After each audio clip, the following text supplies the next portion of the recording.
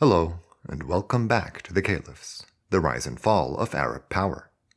My name is Zaid Wahab, and today we will finally introduce a brand new chapter in Abbasid history. After nearly a decade of destruction, the anarchy in Samarra was over, and the state was no longer helplessly divided against itself.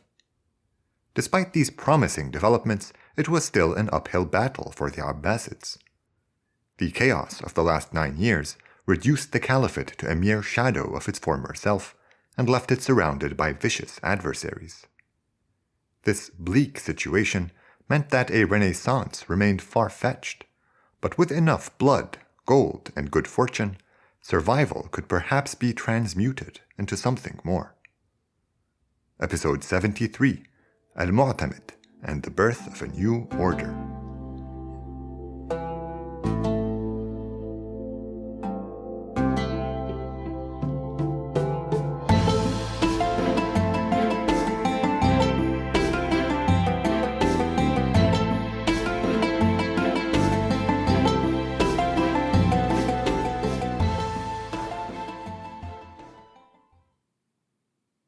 It's been a while since we've had a strong caliph in charge of the Ummah.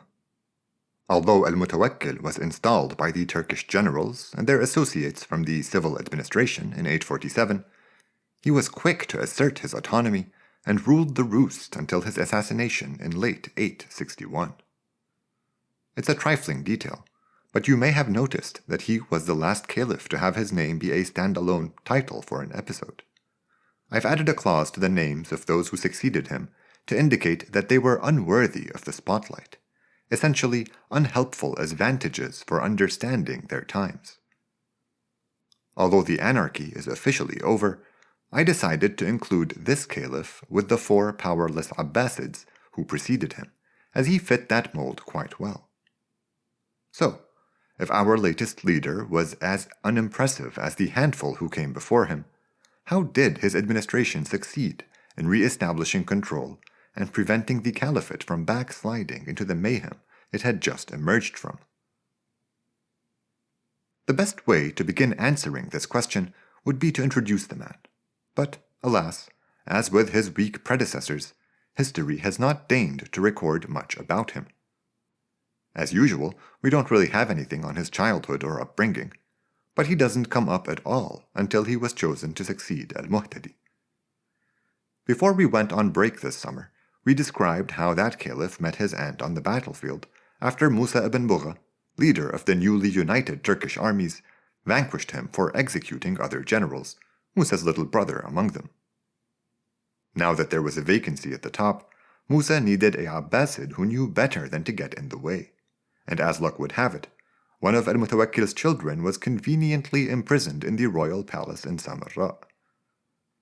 This was how the 28-year-old Ahmad became Al-Mu'tamid ala Allah, he who depends on God.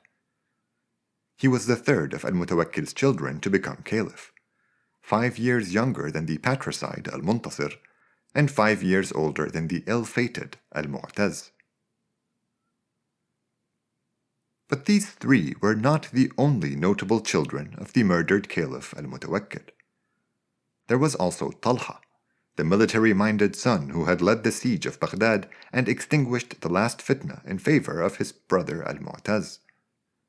By commanding Samarra's armies in 865, he earned the respect of the soldiers and built valuable relationships with several members of the Turkish leadership. He was especially close to Musa ibn Bugha, leading some narrations to claim that Talha was offered the throne first, but rejected it. This assertion can't be true, as he was in faraway Mecca at the time. It would have taken no less than a week for news of Al-Muhtadi's death to reach him, and another for him to ride back to the capital.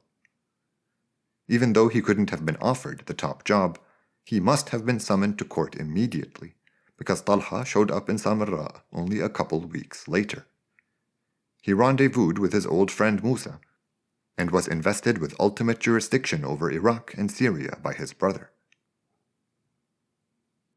Sources disagree here once again. Some say Talha's elevation came at the caliph's behest, while others portray his return as an unofficial coup in which he and Musa effectively sidelined al-Mu'tamid. Although these two narratives might seem irreconcilable at first glance, they begin to make sense once you consider the way this caliph's long reign played out. Talha was a man of great power throughout his brother's time on the throne, years during which his leadership was indispensable to the recovering state. At the same time, the relationship between al-Mu'tamid and his popular brother progressively unraveled, with tensions occasionally coming dangerously close to open conflict.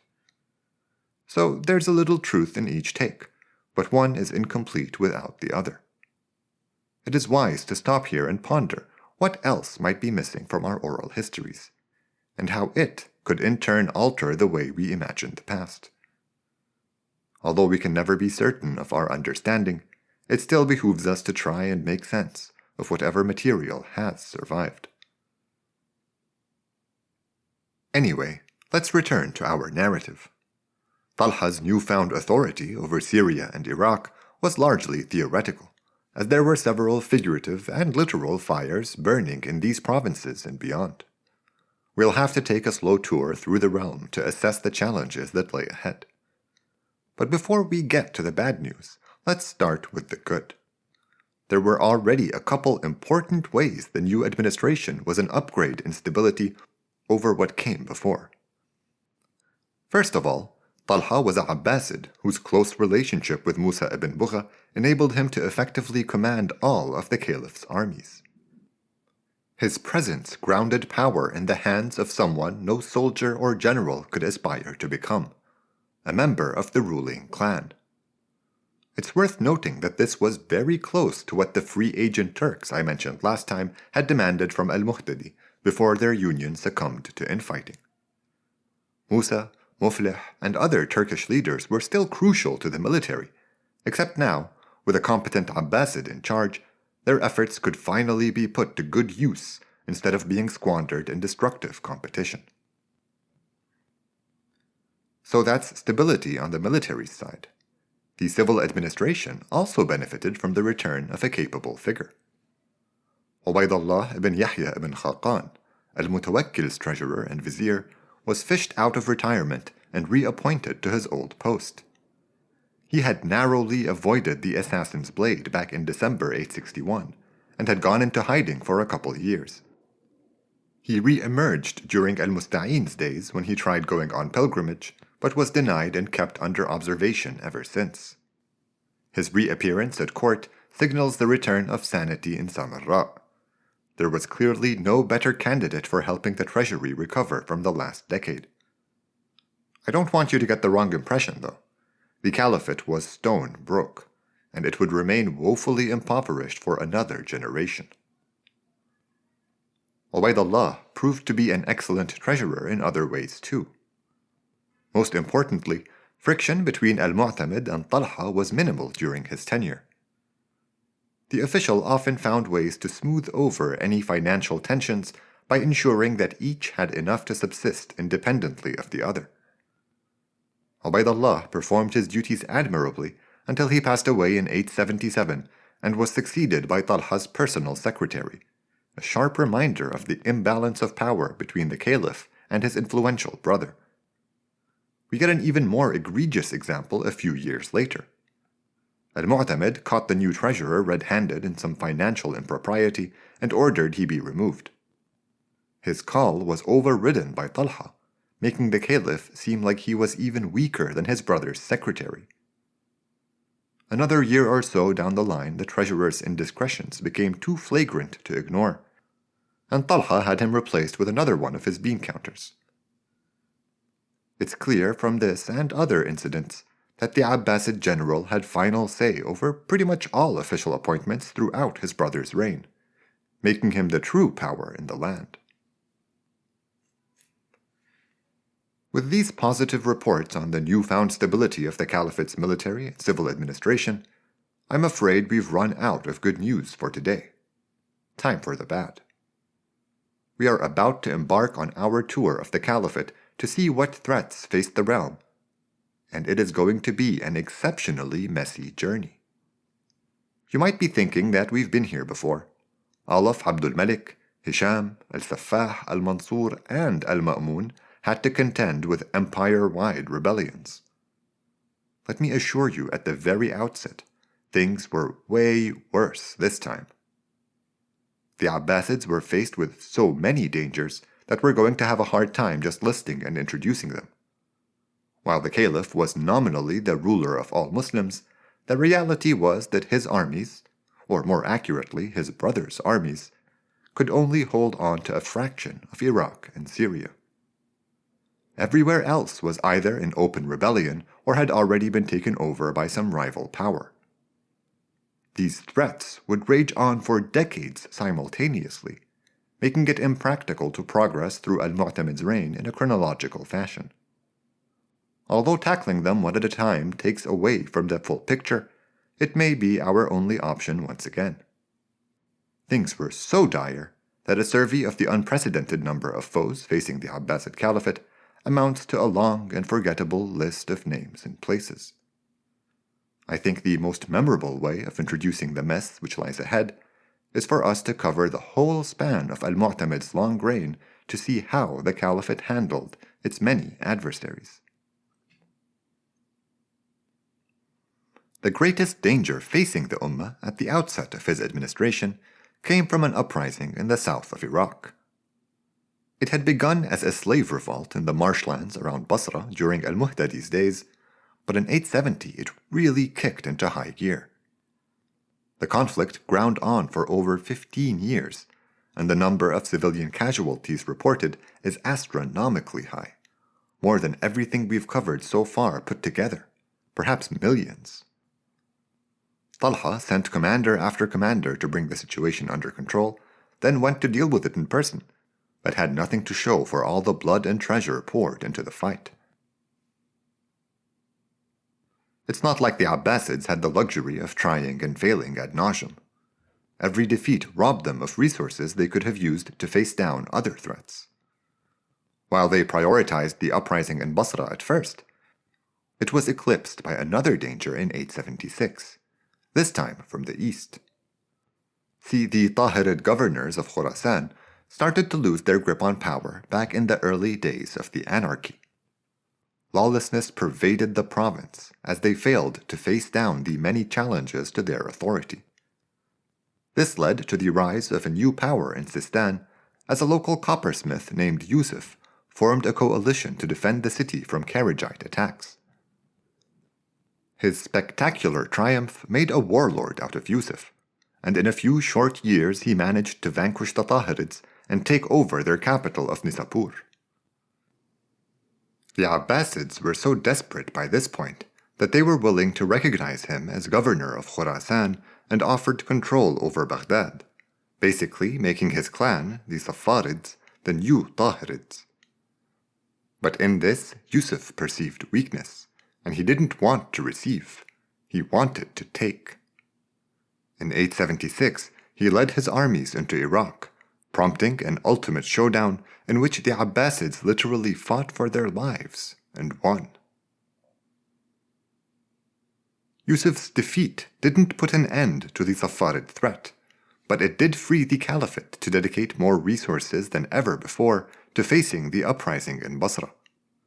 It took another 7 years of incremental progress for them to bring the rebels to heel, a feat Talha and his son pursued tirelessly, putting themselves at great risk. Having learned from their first 8 years of failure, they took a new approach this time around. Generous amnesties were offered to anyone who abandoned the fight, and the military advance against the rest was patient and methodical. Dams were erected, canals were drained, and a whole military city was built next to the rebel base to coordinate the operation. This diligence paid off, and in 885, Basra and its surroundings were finally part of the Abbasid domain once again. Of the many enemies facing the Caliphate, these two we just described were the ones which came closest to ending the Abbasids. Our sources have so much to say about them that we'll dedicate an episode to each. There were serious problems emanating from the north and west too, however. but these are more difficult to discuss as they were not conflicts against a single party. A resurgent Byzantine Empire sporadically attacked the caliphate, and its presence in the north encouraged others to exercise more autonomy than ever before. There were Zaydi Hashemites near Azerbaijan, and Al-Mu'tamid recognized an Armenian sovereign in an effort to keep them on board with the caliphate, a first for the Abbasids. There were also a number of Arab tribes ruling small territories independently, mainly in Mesopotamia and northern Syria. Finally, there was the Kharijite threat posed by the region's nomadic tribes and mountainous Kurdish population. While these dangers sometimes loomed close to the imperial center, their main impact was financial. Mesopotamia used to be a major source of revenue for the caliphate, but the volatile situation made tax collection impossible. The challenges from the west were also financial in nature, but they came in a very different form. At first, the governor of Palestine plundered any wealth sent to Iraq through his lands. The Abbasids treated with him and appointed him governor in northern Mesopotamia, where he again went rogue. After that, the governor of Egypt, a Turkish commander named Ahmad ibn Tulun, began to reveal the true extent of his ambition. He cunningly strained the relationship between Talha and the caliph, hoping to replace the popular Abbasid general one day. While that plan was eventually foiled, Ibn Tulun took things a step further and more or less declared Egypt's political independence from the caliphate. What followed was a tug-of-war for the lands that lay between these two states, in which Syria and Mesopotamia switched hands a couple times around. We'll discuss these challenges in more depth down the line, but unfortunately that will still leave a number of other adversaries shortchanged. During Al-Mu'tamid's time, there were consequential developments for several Shiite sects, including the termination of the line of imams. The Karmatians, or Qaramita, vicious enemies of the Ummah, get their first mention during his days. The Fatimid Da'wah also came to light on his watch, before it witnessed its earliest successes way out west past Algeria. Then there were the Dulafids, who took western Iran for a spell, and the Habbaris, who took Sind out of the caliphate for good. We'll say a few words about these developments as necessary, but my point in parading them before you today is to show you just how fragmented the realm had become. Central government was a thing of the past. The post-anarchy world belonged to the warlords, anyone who could wrest and hold a territory by force.